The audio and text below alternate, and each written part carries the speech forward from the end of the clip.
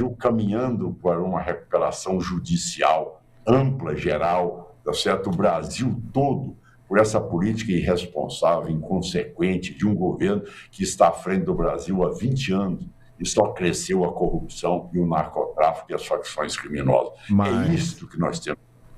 Diagnóstico eu sei fazer, tratar eu sei tratar. Sou médico, mas homem que guardo a coragem e a autoridade moral para poder estar à frente da política nacional. Agora, governador, usando essa sua experiência, são muitos assuntos que a gente tem a tratar, né? Como o senhor colocou, muitos assuntos para comentar. Eu vou até pedir para o senhor, se possível, fazer uma resposta mais curta para a gente abordar os temas sem tomar muito do tempo do senhor. Mas eu queria só perguntar se o senhor valida esse tipo de ferramenta de campanha, né? Porque a gente tem falado há semanas dessa preocupação que a gente tem com as instituições democráticas aqui na TMC. Usar como campanha o argumento para o Senado de que, eu vou lá, sou eleito e derrubo um ministro do STF. O senhor não concorda com isso, né? Como? Com essa ferramenta de campanha, né? De, eu sou eleito para o Senado e estarei lá no dia seguinte, no mês seguinte, derrubando, votando pró-impeachment de algum ministro do STF. O senhor não concorda com isso, né? Em tese, pelo menos. Ô, Felipe, você tem que respeitar a opinião pública, Felipe. Ninguém se coloca acima dela, não. É soberana. Você vai explicar o que para o cidadão que está convivendo com essa situação toda? Essa falta de esperança? Ou você vai querer mudar a pauta da população? Não muda, não. Se você não der o bom exemplo, você não vai perdurar mais. Essa é a realidade. E a pauta é esta, querendo ou não, gostando ou não. É assim que os senadores serão eleitos no Brasil na eleição de 2026. Então, isto que exige uma atitude preventiva do Senado, do Supremo, para não expor uma crise de proporções estratosféricas como essa que vai se implantar numa resistência e não querer fazer ali a sua defesa fora da corte. É isso que tem que ser feito. Não cabe à imprensa, não cabe ao candidato querer enfrentar aquilo que a população está sentindo na carne. Vá fazer uma reunião em qualquer lugar do Brasil. A indignação é essa, o desencanto é esse. Ou você quer a desobediência, ou você deseja a desobediência civil. Mas perfeito. O Estado não é maior que é seu povo. Perfeito. Então, o Estado tem que se curvar ao seu povo. No momento em que as autoridades não atendem aquilo que é o sentimento da população, você estimula a população a ir para a desordem. Esse é o fato, ou seja, o cidadão insurge contra as estruturas que deveriam estar montadas ali para defender a população brasileira. Então, a pauta será essa. Eu posso lhe garantir que 90% dos senadores serão eleitos baseado nessa pauta. Ela pode mudar até lá? Pode, depende do Supremo entender que poderá fazer uma atitude de, cortando na carne, os dois ministros responderem fora da corte, e aí a pauta passa a ser aquela que você sabe, que é da economia, da segurança, da saúde, da educação, de programas sociais, de tecnologia, de inovação, de terras raras pesadas, de minerais críticos, enfim, de milhares de coisas que nós estamos aí sem debater neste momento. Mas o senhor enxerga lá na frente, a gente sabe disso, o senhor tem muita experiência, e a minha questão é institucional, aliás, baseada inclusive numa palavra que o próprio presidente do PSD, Gilberto Kassab, nos trouxe aqui recentemente. Ele disse que é um respeitador até o fim, até o último segundo das instituições e da democracia. Então a minha preocupação é essa, e eu queria saber se o senhor tem essa preocupação também. Eu sou um homem que já perdi eleições, já ganhei eleições. Você nunca me viu contestando ali o voto e nem a urna. Você nunca me viu contestando o painel do Congresso Nacional. Perfeito. Eu comemoro nas vitórias, mas também me curvo nas derrotas. Sempre fui um homem que debati com conteúdo. nunca usei ali, tá certo, de uma situação que, por ter posições contrárias a outros parlamentares, eu não possa falar com eles, tá certo? Essa convivência respeitosa eu tenho. Isso é uma democracia. Eu exerci durante 24 anos nas duas casas do Congresso Nacional. Então, uma coisa é a diferença das ideias, do que você defende. Os debates, presenciei todos. Nunca me acovardei diante dos temas mais difíceis no país. Fui um homem que, aos 36 anos, eu defendia produtor rural quando ninguém tinha coragem de defender produtor rural. Quando o produtor rural não era pop e nem era tech. Ele era de alta. E era exatamente ali o patinho feio daquilo que se preconizava contra o setor rural. Hoje nós temos vários aí que são, eu costumo dizer, sabor, aquele que é o sabor agro. Não são agro que realmente têm a sua origem, como nós tivemos, de defender o direito de propriedade em 1986, ganhar na Constituinte e depois sermos candidatos a presidente da República. Então, acho que a história e a vida do homem, ela é feita pela sua trajetória de vida. Não se é honesto um dia e desonesto outro. Claro. Não é defensor da livre iniciativa quando é em momento de oportunismo e depois vai flertar com aqueles que são socializantes. Então, essa coerência na vida e essa autoridade moral é que eu a construí no decorrer de 40 anos de vida pública.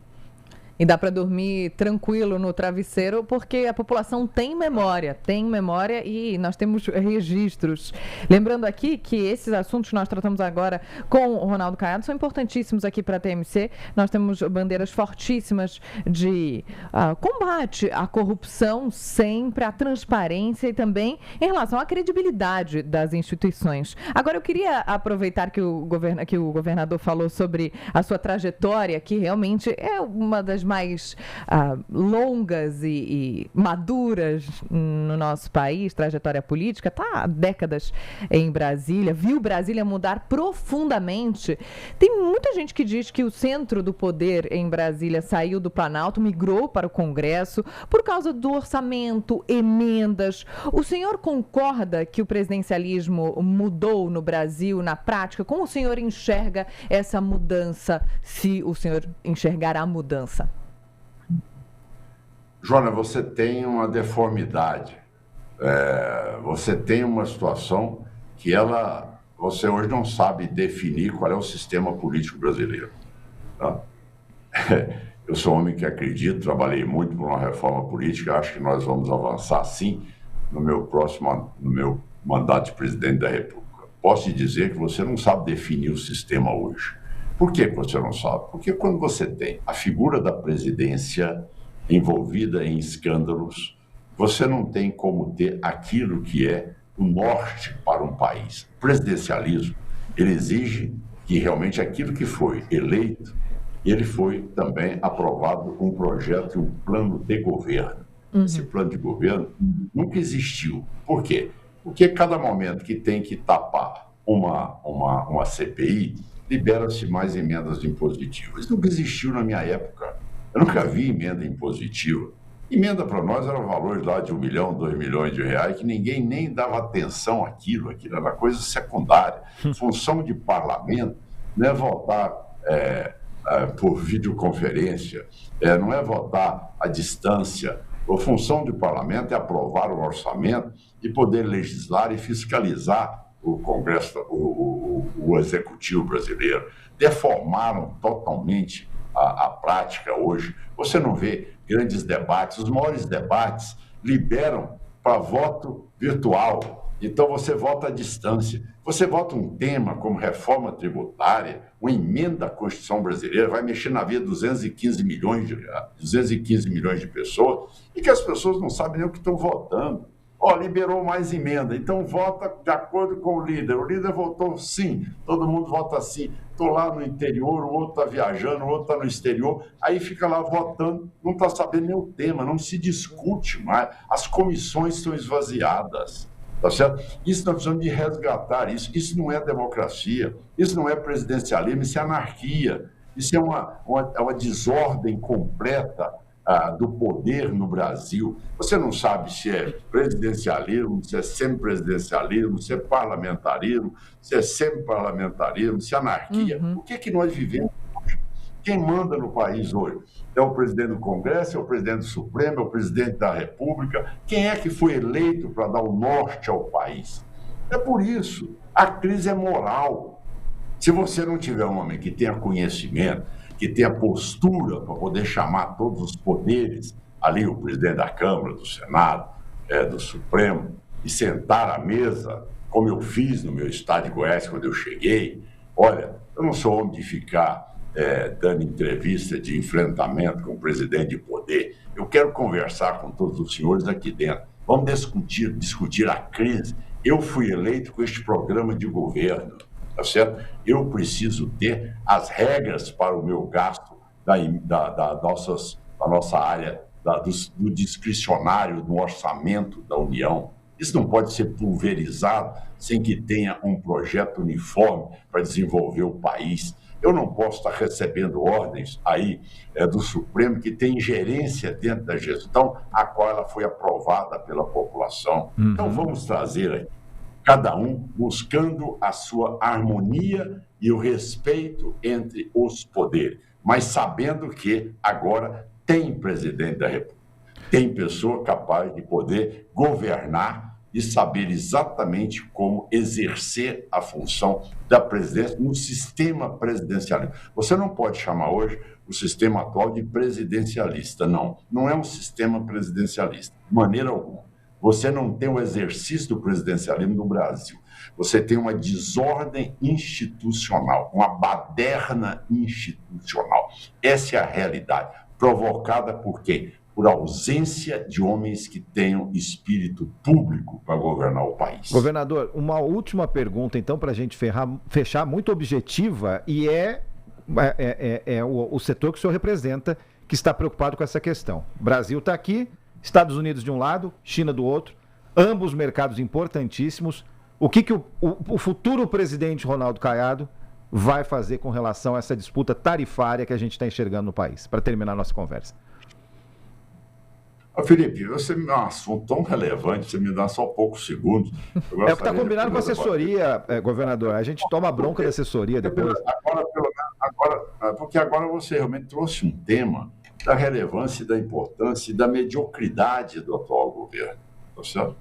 Então você vê que a todo momento é querer vir com aquelas propostas. Olha, eu vou enfrentar, eu vou brigar. Olha, isso aí é soberania. Que soberania, Lula? Você já entregou o Brasil para as facções. Como é que você vai falar de soberania, rapaz? Respeite o povo brasileiro. Hoje o crime toma conta de quase 50% do território e de 50 milhões de brasileiros vivem sob a tutela dele. Qual é a soberania que tem o povo brasileiro, rapaz? Então, tenha coragem de assumir as coisas como elas devem ser. Um processo de tarifato, você tem que saber sentar à mesa. Você tem que conhecer o Brasil, você tem que conhecer as suas riquezas. Eu não preciso amanhã ter consequência por causa do fechamento de Estreito de Hormuz. Eu posso e já deveria ter, você nunca teve uma política estruturante de produção de energia, de combustíveis, de fontes sustentáveis, que nós somos a maior produção no mundo, a maior capacidade no mundo. E estamos até hoje importando tudo isso. Nós ainda estamos utilizando fertilizantes de fora que nós poderíamos produzir aqui. É a mediocridade. A conexão deu uma travadinha. Eita. O assunto ficou complexo, sério, e a conexão travou um pouquinho. Vamos ver se volta. Mas a gente retoma aqui com o governador, ex-governador agora do estado de Goiás, Ronaldo Caiado. Aproveitar esse momento que a gente está retomando a conexão para lembrar para nossos ouvintes e telespectadores que nós sempre chamamos o candidato pela última função exercida, que é agora governador, ex-governador de Goiás, o Sérgio Moro, senador, por exemplo.